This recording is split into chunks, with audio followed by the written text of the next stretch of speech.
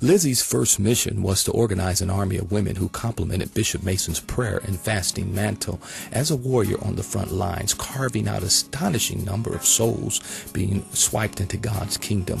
Mother Woods was appointed in 1911 at the same time that thousands of white Pentecostals that came out of the Azusa Street revival came into the churches of God in Christ and under Mason's leadership.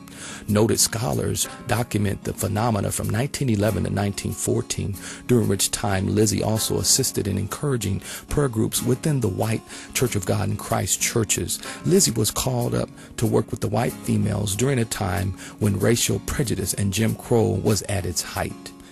Even so, Mason maintained the essence of what God's power created surrounding race and women's roles, despite his contemporaries, who later formed more elaborate Pentecostal organizations, but excluded this essence from their organizational visions.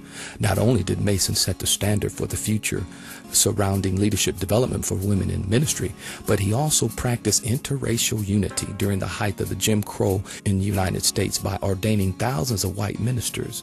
The Pentecostal Encyclopedia states, Mason, by ordaining ministers of all races, Mason performed an unusual, important service to the early 20th century Pentecostal movement.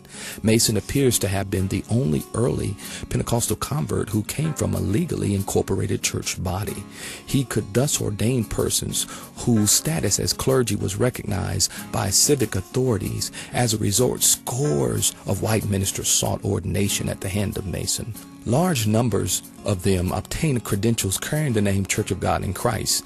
In the years 1909 to 1914, there were as many white Church of God in Christ as there were black, all carrying Mason's credentials and incorporation.